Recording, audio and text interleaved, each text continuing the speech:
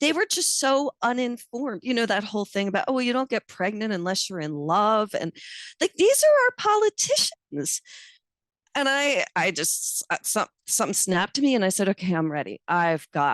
Nurses have to come forward. We have to start explaining and educating people on what we know. Oh, I gotta go. I've been working, told them please don't hit my phone. I'm in my zone, bruh, just leave me alone. Was on the road, but I swear I'm coming home. Now the drinks on me, I think we need a toast. See, I did it for me. Now my old friends calling, told them nothing's for free. Told me time is money, dog, swear I paid all my fees. I was starving for this game, now my family can eat. Before we introduce the guest and a topic of this episode, we just want to make it known that this topic is a little bit touchy and does have some polarized opinions.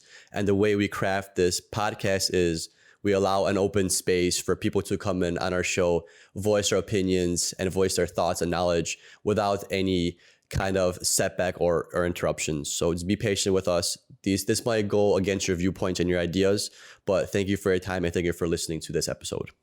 In this episode, we would like to introduce you to Patrice D'Amato. Patrice is a nurse, educator, and author of a new book titled The View from the Clinic: One Nurse's Journey in Abortion Care. She has practiced in a wide variety of settings throughout her 38-year nursing career, including med-surg, critical care, nursing education, and women's health. After earning her master's degree in adult health, she worked as an NP in several abortion clinics, and 20 years later, returned to the field while writing her book about her experiences. Thank you for being here, Patrice. Thank you for your time. Can you give us a little bit of a background about yourself? Sure. I'm really happy to be here, by the way. I've been a nurse for, I think, 39 years. I was so young. I was 20 when I became an RN. I tell people all the time that I could give morphine at work and I wasn't old enough to go out for a drink after work. So I've been a nurse for a really long time, done a lot of different things. I spent my first 15 years in hospitals, as most nurses do, med surg for a few years, critical care. I worked in neurotrauma and neurosurgical critical care. Didn't like critical care. I know you guys are critical care nurses. I learned a lot and I got really super confident in my skill set, but I really like talking to people and I like seeing people in their very organic environment. That said, though, I went back for my bachelor's degree. I went back for my master's degree. My favorite job in nursing was teaching and orienting new nurses, new to practice nurses. And that was the bulk of my career, really like 15 years. In that time, I also, when I got my master's degree back then, you could kind of do both clin spec and nurse practitioners. So I was so sick of hospitals at that point. I was like, I'm leaving. So I decided to take a job in an abortion clinic as a women's health NP. I was an adult nurse practitioner, but then I specialized a little. I just found it such a fascinating place. So I did that for a few years, actually about 8 years total. And then my teaching demands got too heavy, did that. Retired from that. One of my other favorite jobs is working in adult daycare after all the stress of hospitals and academia and everything. But last year, after I wrote my book, I started writing the book about being an abortion nurse. I'm actually back in the field. So I am working as an abortion nurse again. This time I'm doing telemedicine and I do that for patients in 5 different states. So I do get to see a fair amount of what's going on in the different states and what women are dealing with. So that's my background. And Patrice, have you noticed any kind of a change in healthcare? Maybe more of like a mind, body, spiritual approach. For example, we do aromatherapy in our hospital. We do quiet at night, things like that. Have you seen healthcare change over time? Yeah, yes and no. Yes and no. I really loved this question when I saw it. So I think we are doing a lot of things on the surface. And I think there's still so much, though, that we really haven't addressed some underlying issues. So, I laughed because I had student nurses a couple years ago go into the hospital, and they were showing me they had a meditation room for nurses. There were these different things, but nobody was using them. And they almost laughed about it. They were like, oh, yeah, the meditation room. Let's go, throw some supplies in there. And I was like, oh, okay. So there was a lot of lip service. And the other thing that kind of the underlying issues are still there. The nurses bullying new nurses, bullying each other, that whole thing, nurses eat their young, the structure, the hierarchies. I think we haven't really addressed a lot of those underlying issues. They're still there. A friend of mine, her daughter just graduated as a nurse, super excited, went to work in the ICU, left after like 4 weeks because she was like harassed and bullied by the senior nurses. Like, what is that? I worked my whole career trying to get rid of that, and it's still really present. So I think we are doing some things in terms of self-care, especially for nurses. I think that movement has been so good to help nurses cope with what we do and how to process that. So I'm really, really pleased to see that nurses are journaling, they're doing meditation, they're trying to solve, their own issues, and we need that more than ever. So that part of it is very good. You bring up a good point because right now what's happening in healthcare and on a macro level is we're healing ourselves and slowly we'll begin to then look outward and hopefully impact healthcare and the toxic work environments and slowly implement change there.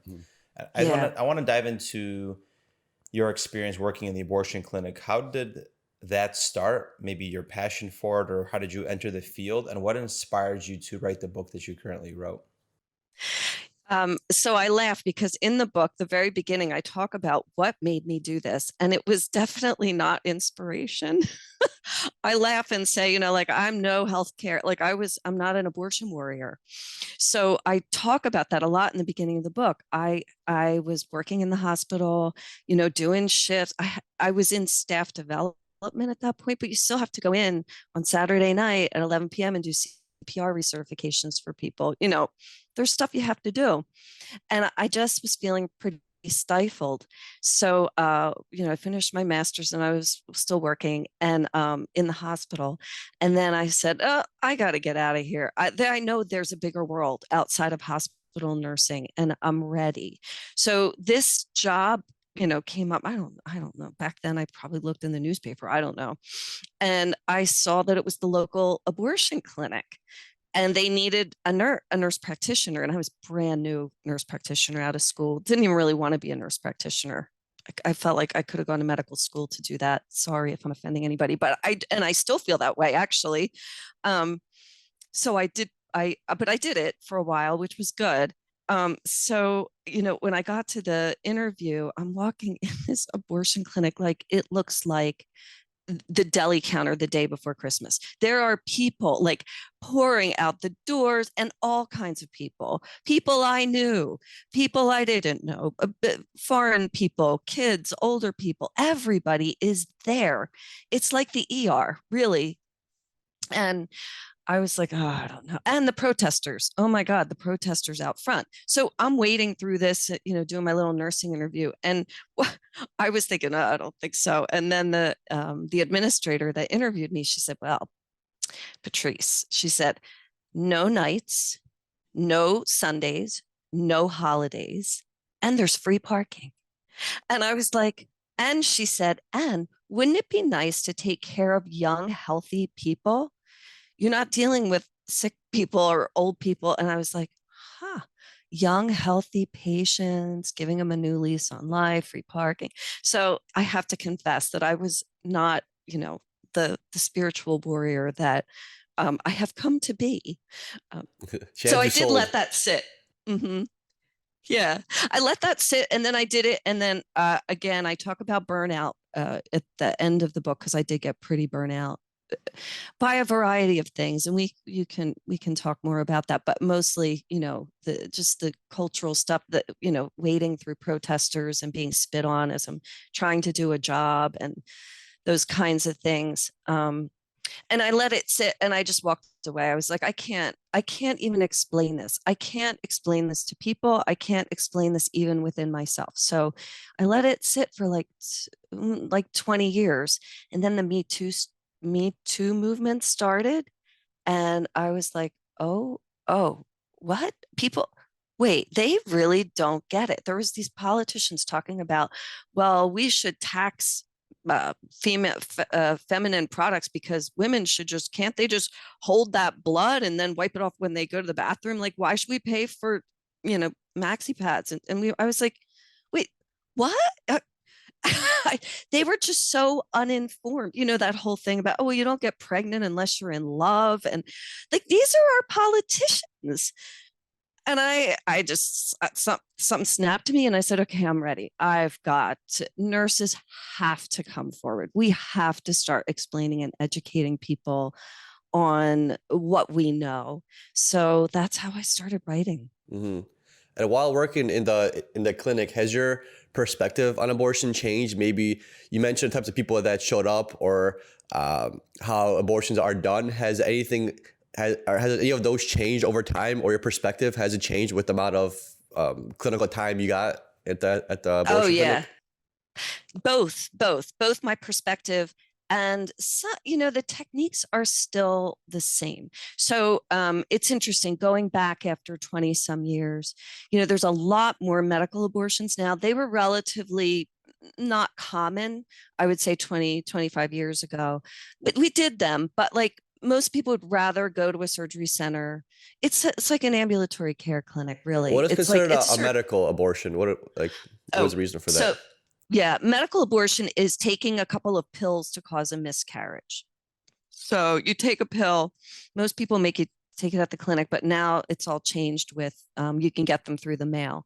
So the first pill that you take is the RU486. So it's mifepristol, and that actually stops the pregnancy from growing.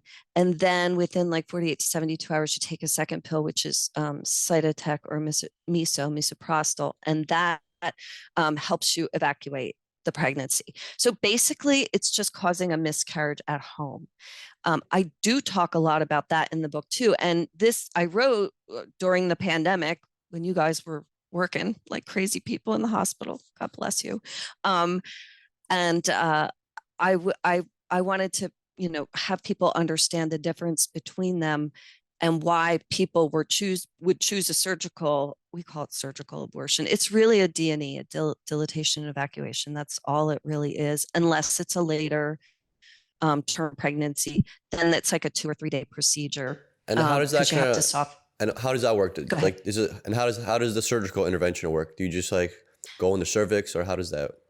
What's the Yeah. process? So it's like it's a D&E, like a DNC. Same thing, except instead of a curettage, it's evacuation. So basically, and there is a fabulous, I mentioned this as well, a fabulous documentary on Frontline that PBS did that actually shows a woman having an abortion. Basically, you go in, you have to do a lot of pre-op work. And that's where I spent most of my time because I wanted to clear patients for anesthesia. Anesthesia is super, super short. The whole procedure only takes like 3 to 5 minutes. But most women opt for anesthesia. You can be awake, but for anybody who'd never been through labor, or if we had little kids, like you have a 12-year-old, you want them asleep. But it's a very short anesthesia. But we did go through all kinds of stuff, clearing people medically. You need to see what their RH status is, because if they may need RhoGAM shots to prevent problems with future hemolytic anemia of the newborn. So there's a lot of things that we would do preoperatively, which is why people are there for like 4 or 5 hours for a 5-minute procedure. But we did a lot of that stuff. And then the doctor just comes in, the patient is, put in lithotomy position. It's like suction for like 3 to 5 minutes. And like, that's it. It's pretty easy. Now, the later term ones, like I said, if you're looking at anybody over like 15 weeks or beyond, it's a 2-day, like they have to come in, get laminaria. It's like a seaweed tent. They're like laminaria tents that they put in the cervix to ripen it, to soften the cervix. And they need that for a couple of days. And then they do the procedure. And it's a little bit more involved and a lot more expensive. And you mentioned the hemophilic issues. Is that a lifelong issue, or is that just temporary? Oh, for the Rh factor and hemolytic anemia? Yeah. Is that, yeah.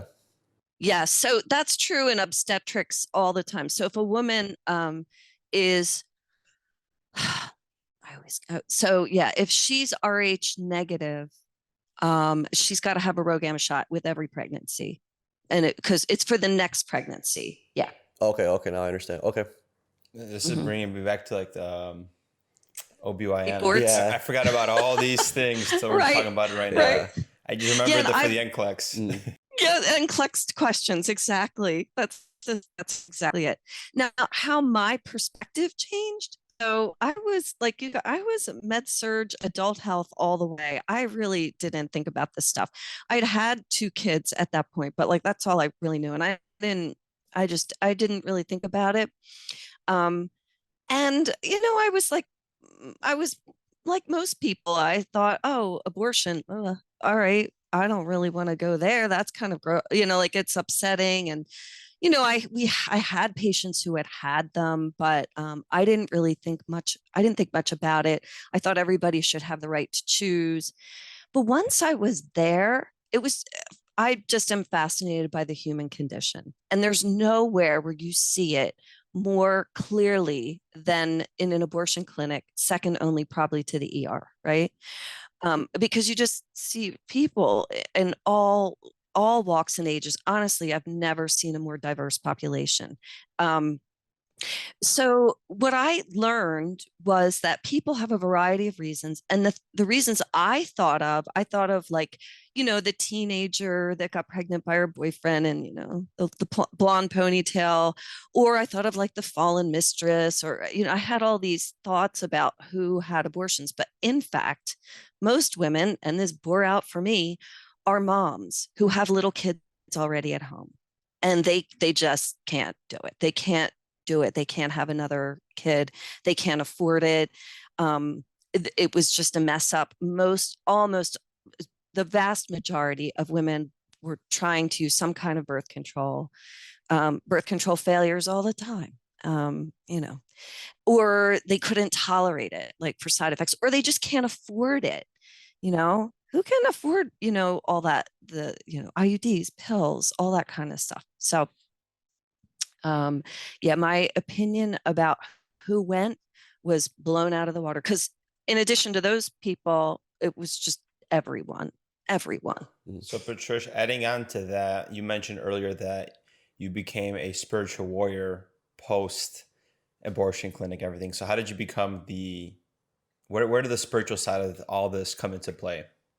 Yeah, thank you. I thought about it more and more, and so many traumas for me as a nurse. And I speak about that pretty honestly in the book. I'm hoping someday, nursing schools will pick up that chapter that I had on the Luz, my Spanish speaking patient, who was, a 48-year-old woman who had been pregnant 14 times. This was her and, she had 8 kids, and, she just kept getting pregnant. And it was just, just traumatic for me, in that I didn't do a good job with her because I didn't really understand the dynamics of what was happening. And, that's how burnout happens too. You start to really question whether you're doing anything worthwhile. And of course you are, but you get to that where you really start to go into your own pain, at seeing the world in pain and being in pain with the rest of the world. I think we saw that in COVID too. So I think, I just started to go down more of a spiritual path. And one day I was out weeding my garden. And this is a chapter that I speak of very specifically in the book. I think this is the free chapter that's on Amazon. And I'm weeding, my garden, and there's like weeds everywhere, and they are healthy, robust weeds, let me tell you. And I'm like deciding what I'm going to keep, what I'm going to get rid of. And my husband is always like, just don't, oh look, it's a corn stalk, leave it there. I'm like, hon, it's the front lawn. We got to get rid of the corn stalk in the front lawn. And then I thought, how is it so different for somebody who has the unfortunate job of trying to decide on whether they're going to stay pregnant, whether they could carry this, and me pulling out, deciding what plants live and what plants die. You could argue that, well, humans are different, but I don't believe that we are. I believe, that it's all life. It's all life and living things. And if I choose to eat meat or whatever, I've made a decision, and I feel like it's the same thing. So it really started to dawn on me that I really needed to look deeper into the spiritual aspects of what's happening when a pregnancy is terminated or whether it's carried through. So, the end of the book gets a little bit, new agey, I guess I would say, in as I delve deeper into myself and what it means to be a steward of life, or also to just be spirited along by the things that happen. Mm-hmm. Did So- you ever feel like bad or guilty for the things that you have like that you worked with? Like, have you ever felt like sad? Was there ever a moment in your life where you're just like, okay, I did like 50 abortions? Did that affect you in any kind of way? Just curious, not to make it sound bad or anything. I'm just really curious. Yeah, no. Yeah, I would feel sad that it came to that. I yeah, there were days, by the time you've gotten through 30 history and physicals, and then I also was the discharge nurse. So I would like see them preoperatively, clear them for anesthesia, and then I would do all their discharge stuff, their birth control counseling, make sure they were, safe. You have to have an RN assess them before they would leave. And I would find my my carefully done discharge instructions and patient education in the trash can. Sometimes I was like, what am I doing? Am I really making a difference? And so and that brought me to the frequent flyers. I loved that you guys asked me that question, because I was like, oh, most people who work in the abortion world get really offended by that perception, like, oh, are people using abortion as contraception? And it's like, of course we have frequent flyers. Now again, the vast majority of women are trying not to get pregnant, using some kind of contraception, or off and on, or not correctly, just like our patients who have diabetes or, hypertension, and they're not using their meds right. It's the same. And, I've had people, sometimes I get really sad. I have my share of frequent flyers. I'm like, oh, you're back. Oh, this is your 8th abortion. And I used to feel like that was a failure on my part. Like, what did I do wrong? What did I not do to help this patient? But now that I'm older and looking back on it all, there's nothing wrong. It's that people don't have access. They don't really have any other good reason for not doing 8, 9 abortions. Like, have we talked to anybody about why is that even a problem? Why is that a problem? It's a problem to the average, suburbanite person who says, oh, we're using abortion as birth control. Like, it's just not even I'm not really sure why it's such an ethical dilemma. To me, it just feels like a prevention issue. Like, oh, we could have prevented this trauma, all this could be so prevented if we were able to, to give you some reliable birth control. Something I changed in my nursing career with patient care is, as I got more mature, more aware of problems, I've put my own little touch into nursing. For example, being aware of lifestyle modifications and maybe even the spiritual aspect. I always preach to my patients' mindset. I always have that touch with my patient care. So along your journey, you mentioned you became more spiritual. Have you given that spiritual touch to your patients for maybe how they can cope with the situation or for them to feel better, because you've noticed these traumas or these similar themes that are continuously repeating in the clinics? Yeah, I wish I had more time to delve into that. Sometimes I actually do. If somebody is in a lot of moral distress. Now, oddly, what we know from abortion research is that about 80% of women have no trauma. They're relieved. The number one reaction after an abortion is relief. And they're usually really happy to get on with their lives. I do have people who have some really deep spiritual dilemmas.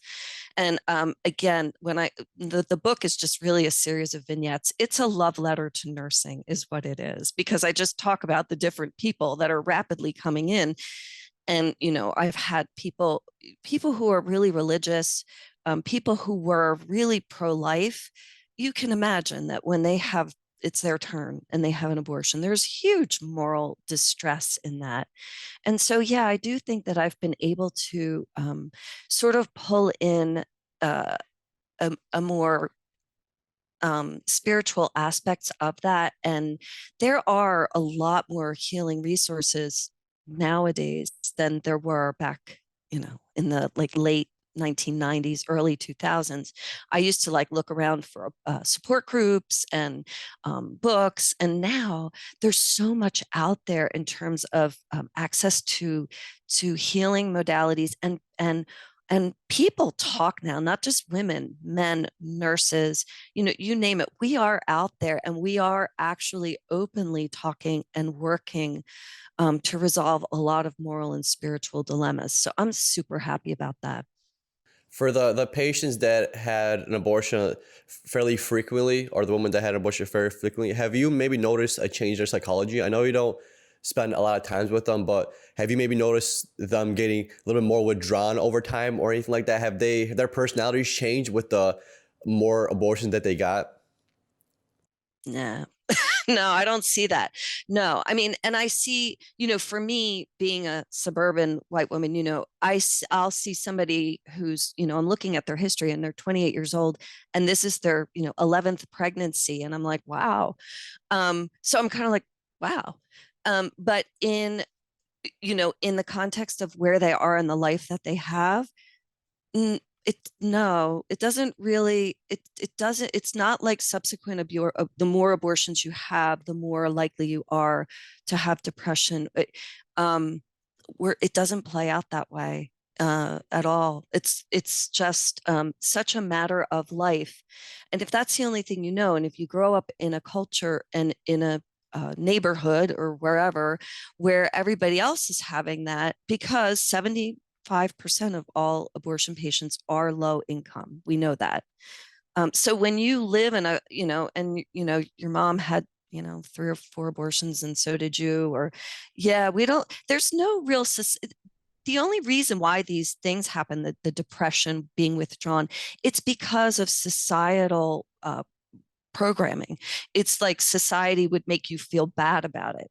But if you're not part of that, no, it doesn't really. Now there is, repeated abortions, and medically and physiologically, there are some issues with having repeated suction. If you're suctioning that uterus 12 times, there is something called Asherman's syndrome, which it can lead to some scarring issues. And again, abortion providers can't really talk about that, because if they did, the pro-life people would go crazy and they would snatch onto it. They already say that abortion causes breast cancer. Usually there's scare tactics to tell women why they shouldn't have abortions, which are totally not true. Some old research from 1978 that, never played out.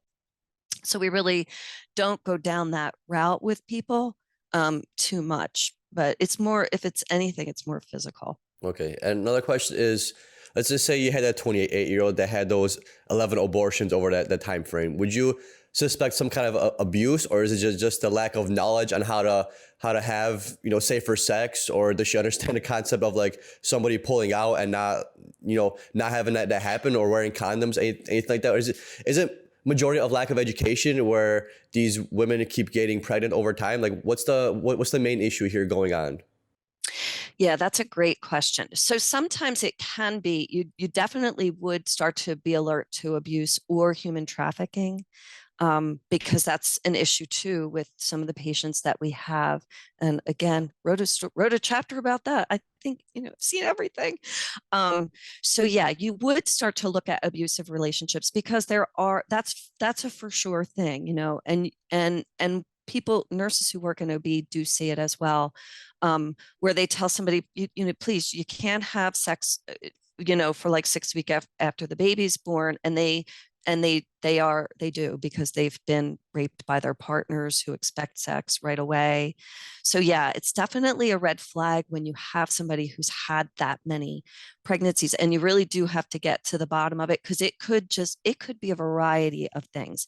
And they start to tell you their story. It could be anything from, forced sex, unprotected sex, to I have been on the pill, I've been on the IUD, I had, we did the withdrawal method. And there are people who are super, super fertile.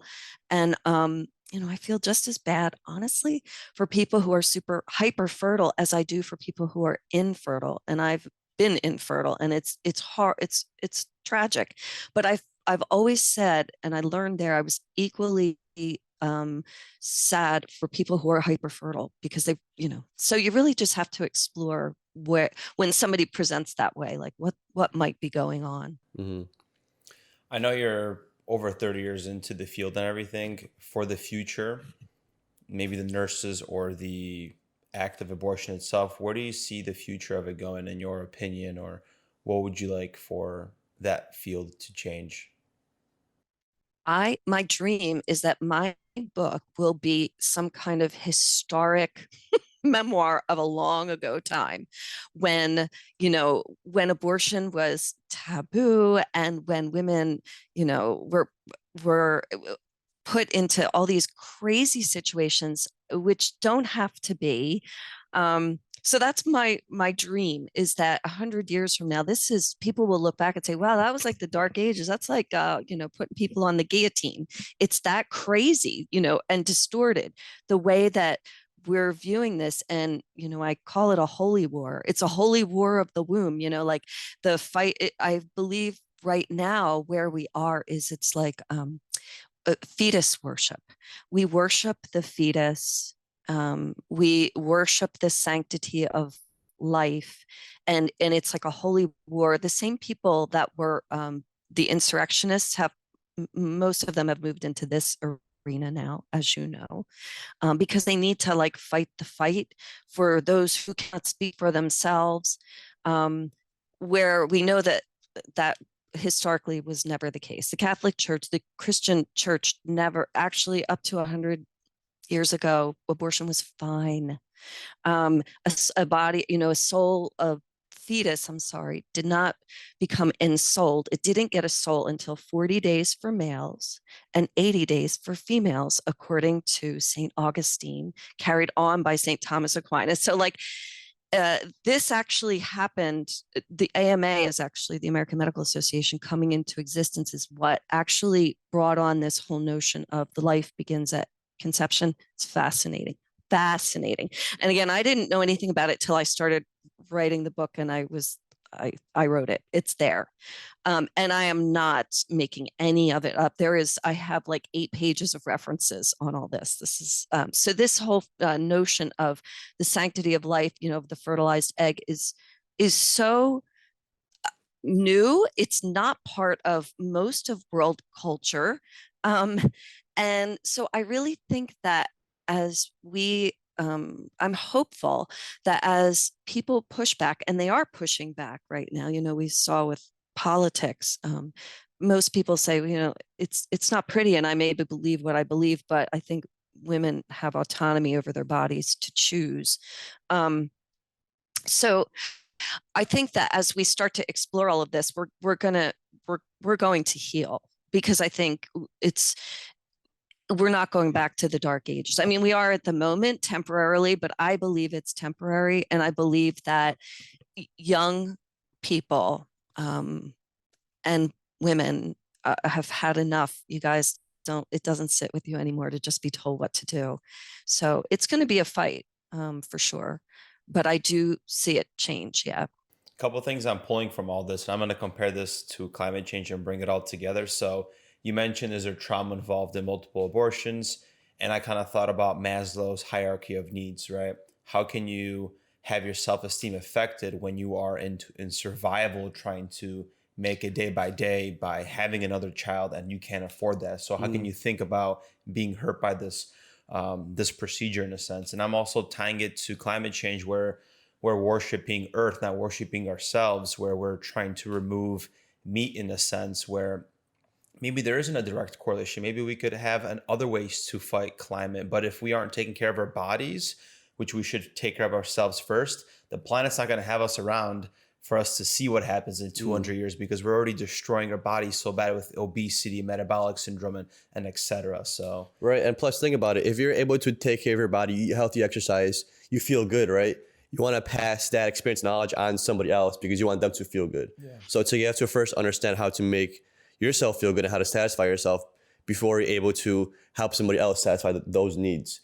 Because if you're obese, eating junk food, you're probably also not doing anything beneficial for the climate, right? Until you start doing something for yourself and instilling that change in yourself and becoming a healthier person, that's when you notice, you can say, healthier things around you. You have healthier friends. You know, you see less trash on the ground because you're gonna pick up the trash. You're not gonna just leave it on the street, right? So yeah, so a good point. Like, you have to be able to change yourself in a positive way to then change something else. It's like that ripple effect. Yeah. Right. Yeah. That's a very good point. Yeah. And you mentioned it now. And that's what. Oh, go ahead. I was just gonna say. So now you mentioned there's this era of the fetus worship, and we have to.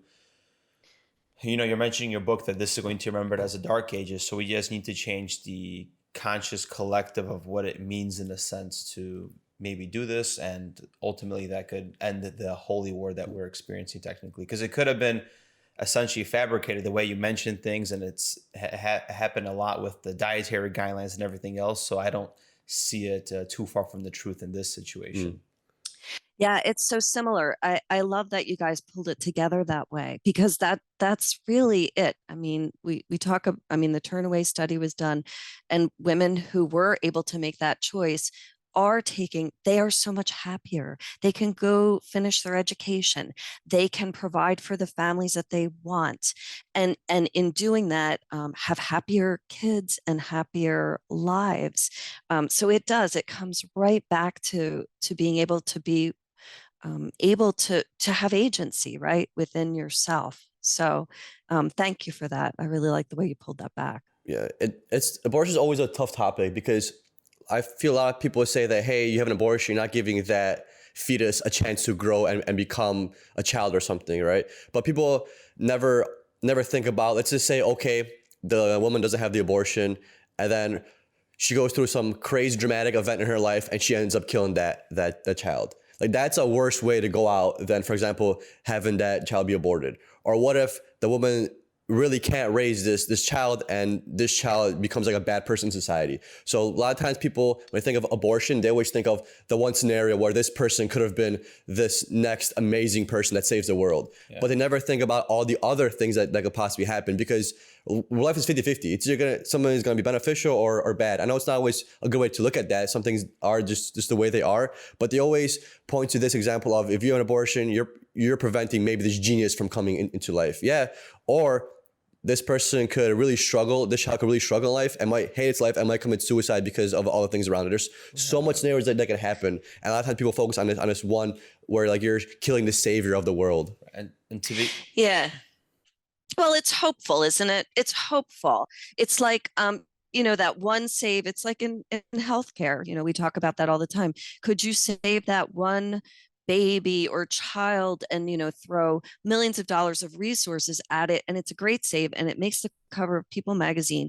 Or could you use, those millions of dollars to help, with diabetes and obesity and metabolic syndrome and climate, but it's a very naive and very hopeful, like, oh, but it could have been the one. And, you have to honor that. I think we have to honor that in ourselves. I think that if we just push, if we're pushing each way, we're not really moving forward. I think we have to honor the sadness in having to make that choice.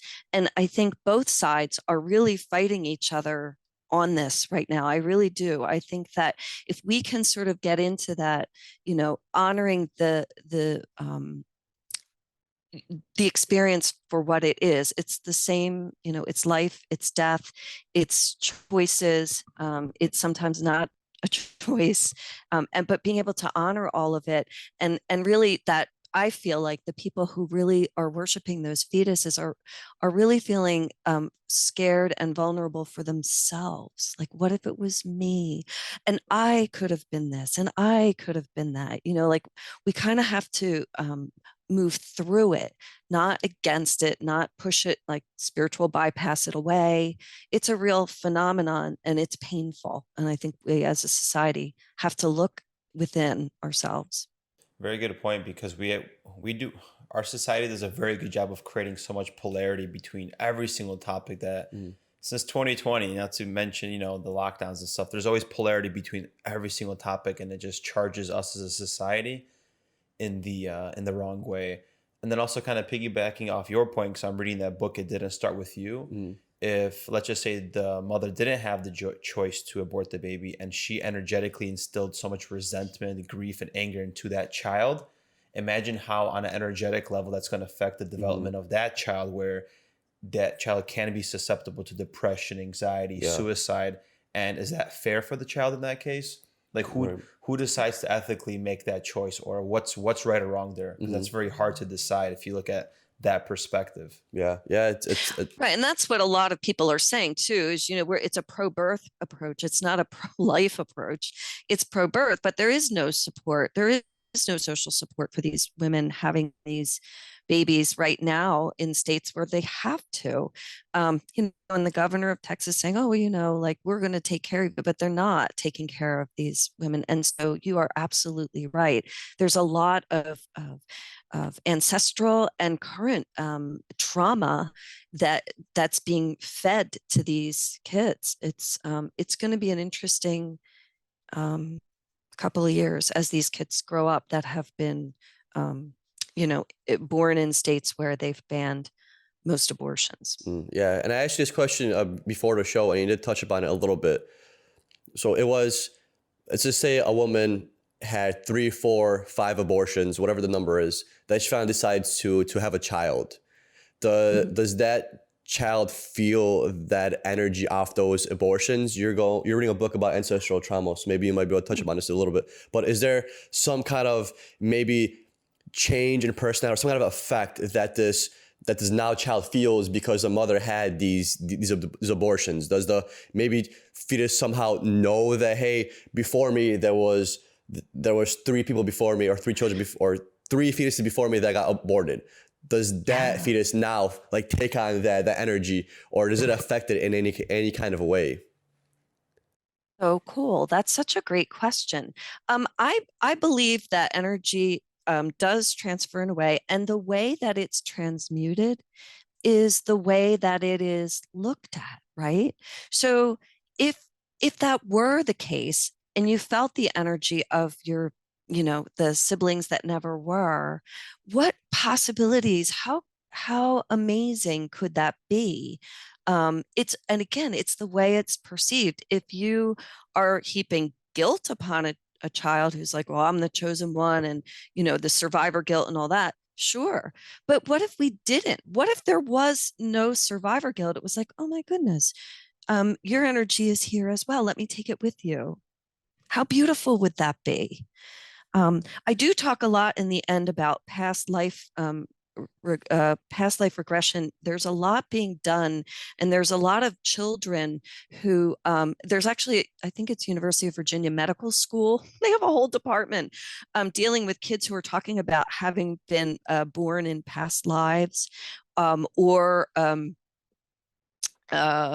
no, I didn't read about them being aborted specifically, but definitely past lives. And so my last story deals a lot with this because I think it's so interesting. And again, it's all how we perceive it. If you could look at that like, wow, that's That's cool. Come on, brothers, sisters, let's do this thing now. Versus why did they have to be, why did they have to be sacrificed for me? It's a totally different way of reprogramming our our DNA, right? Yeah, Looking at beliefs. that's very interesting because I have read like a few things about the children seeing their past lives as well, or remember these past lives, and I was thinking about it. I'm like, what if our genetics are so deeply rooted within like history and the lives of our ancestors, where there's like memories in our genes, and so for some reason these genes manifest in these kind of feelings.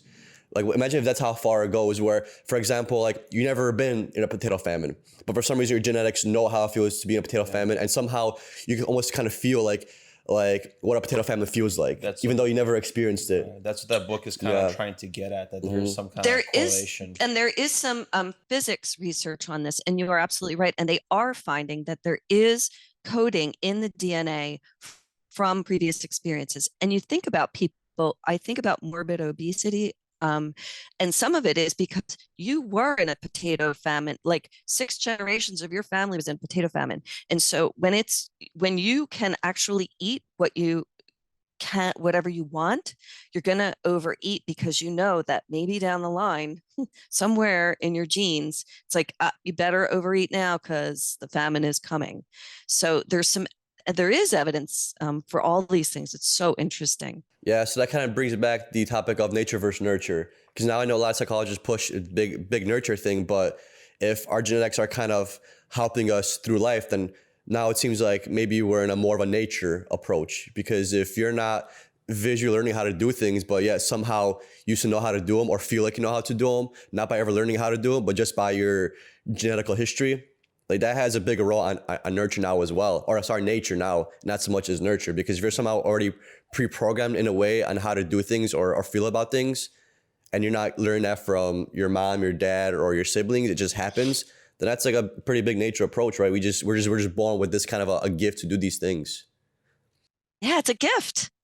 Absolutely, because they also know that you can alter your DNA as you do your work, your spiritual work. You're actually rewiring the neurologic systems. So you are rewiring your programming. That can be done. This is not, it's very fluid. It's not like a one and done kind of thing. You can undo ancestral programming and trauma as much as you can affect it, or it affected you. It's all just like a key to learning yourself, right? Yeah. Exactly. It's like you have to coach yourself through that trauma in a sense. Whenever something triggers you, just you sit with your body and like, why am I tense? Why am I breathing shallow or tight and restricted? And then you pick up on the few events that happen and tie it back to, what are my needs here? How can I heal this? And you can literally release the rigidity that you caused yourself due to a previous memory that triggered this experience. Right. Like for Right. example, And it's like a muscle, because as you can do that, like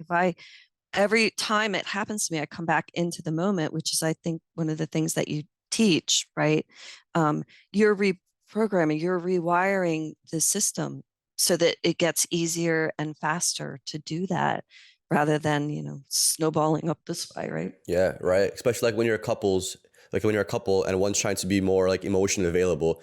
So sometimes people associate like their emotional availability with being tense and anxious. It's like, why are you associating you becoming more vulnerable with stress and anxiety? Like, why are you so stressed and anxious about talking about your actual feelings? Like, what's going on with that?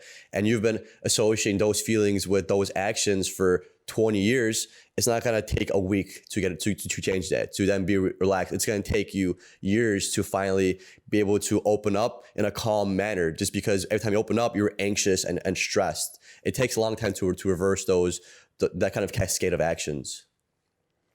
Yeah, for sure. We could talk about this forever. I love these kind of topics. But one last question that we'd like to ask all of our guests: if you had the opportunity to have a cup of coffee with anybody one last time, who would it be and why? Oh my goodness. Oh, who would I like to have a cup of coffee with, and why? Oh my goodness. You're going to have to like edit this out a little bit. Take your time. Like a past or present, any human being. Oh my gosh. Huh. I she's too obscure. You guys may not do this, but I would. She is the person I would want to have. So Hildegard of Bingen. Mm. So she was this nun in like the 14th century that well, she was a little girl. They put her in the walls of a cathedral. So they used to do this to women, nuns. They would build them the church, the cathedral around them, and seal them into a crypt. And their spirit was supposed. I mean, they were just supposed to stay there, like they were hermits. And so she did this. Like she was like 9. Her mom had too many kids, and she was pretty religious. And they put her in there. And she did finally get out after like 30 years, but she was in the walls, and she became a botanist. She became a spiritual teacher. She like was a chemist. So because one monk used to like slip, there was like a little crack, and he would slip her things. It taught her to read. She had a lot of time. But she went on to really alter. She founded her own order of nuns, and but more than that, it was science, it was religion, it was art.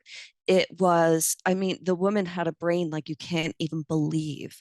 And I would love to sit down with her and really understand how those things come out of somebody who was forced against their will to be like put in the walls of a church for the benefit of the priests that were inside, and how you come out of that more enlightened and not angry, and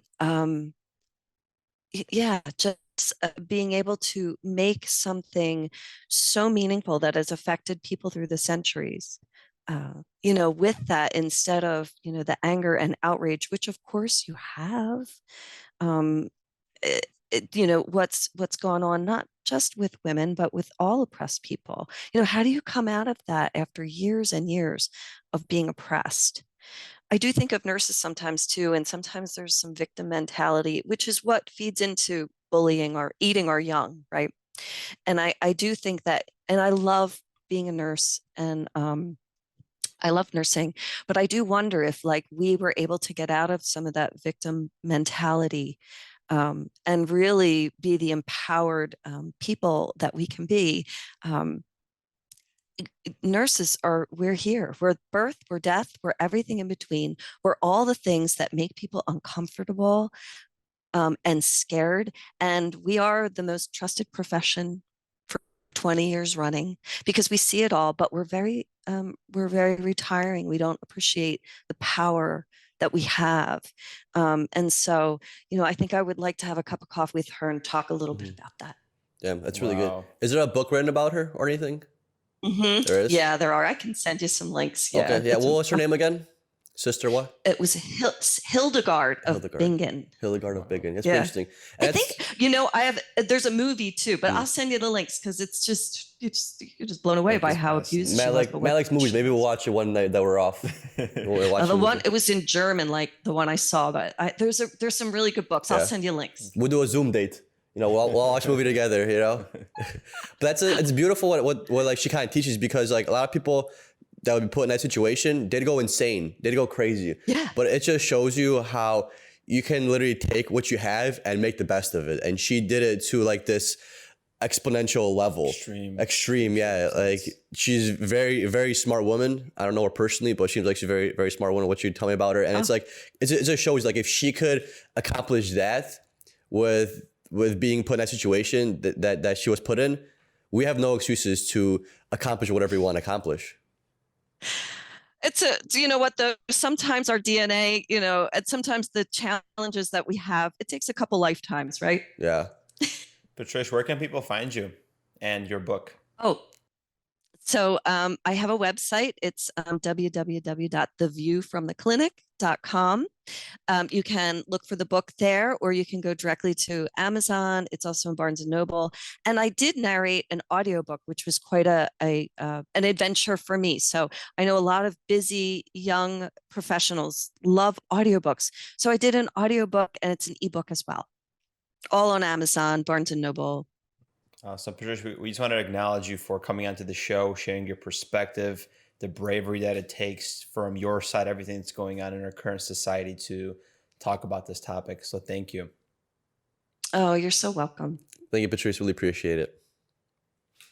You are quite welcome. Yep. Bye-bye.